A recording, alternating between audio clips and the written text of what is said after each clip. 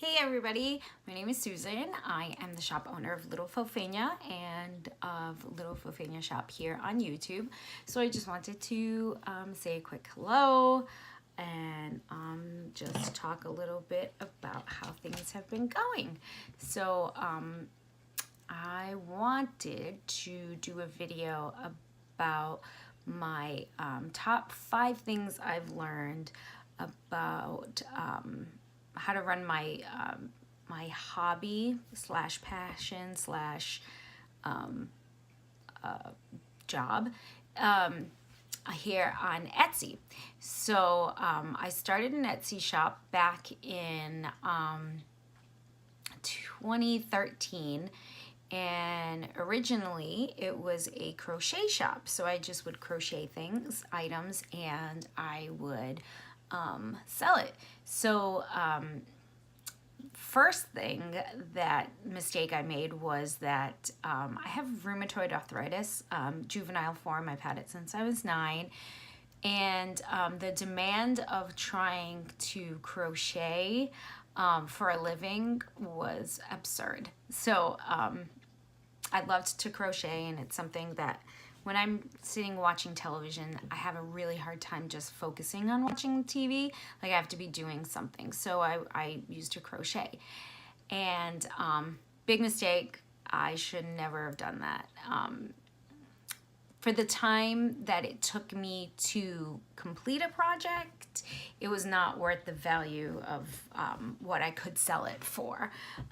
So my time, it was just too time consuming. So I would say that that was one of the mistakes I made when I first started my shop, like learning what to sell.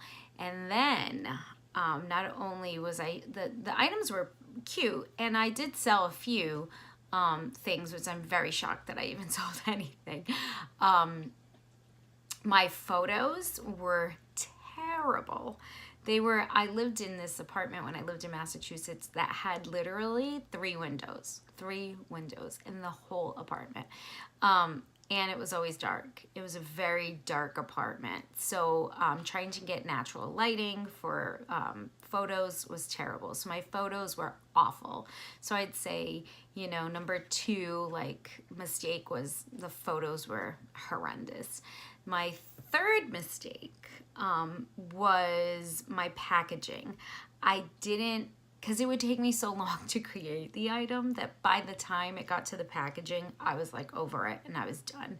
I was like, this is not for me. I don't even want to be a part of this anymore, which is so awful to say.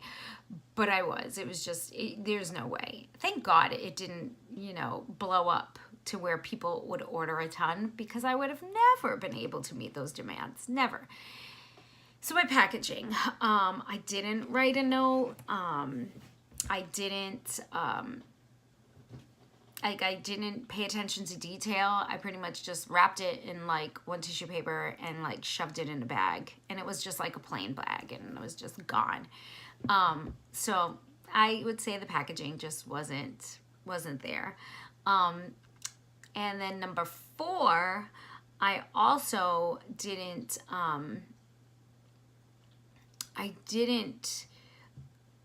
write descriptions pretty well. I wouldn't look at how other people worded their stuff.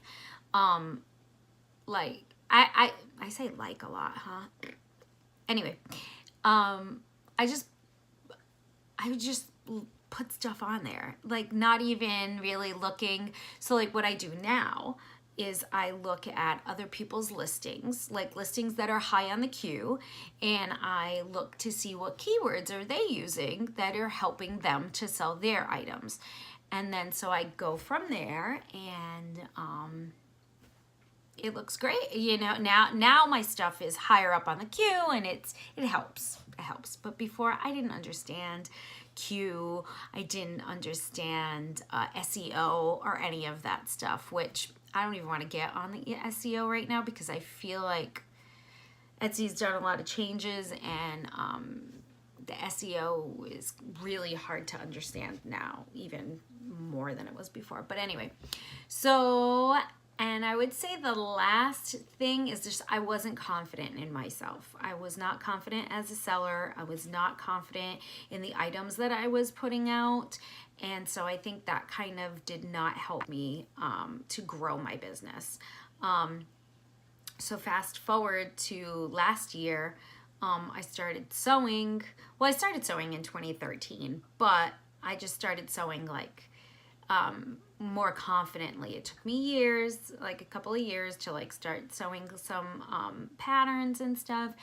And then in 2017, I relaunched my Etsy shop, and I focused on tags, I focused on the SEO, I focused on branding and packaging and everything. Like, so I could do a video later of the 5 things that I think are working well, but I focused more attention on the things that didn't work for me, and to help me to create things better.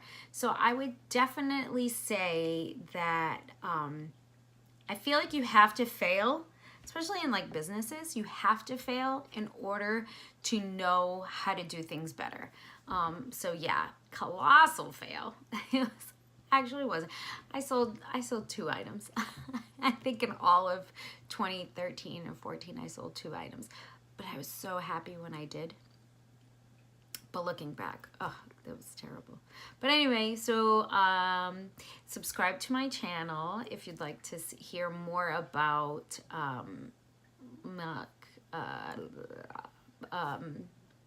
mom business and how I became a work-at-home mom, and just more stuff in general. And that's it. So hit the thumbs up button if you like this, because that's the thing to say here on YouTube, and subscribe.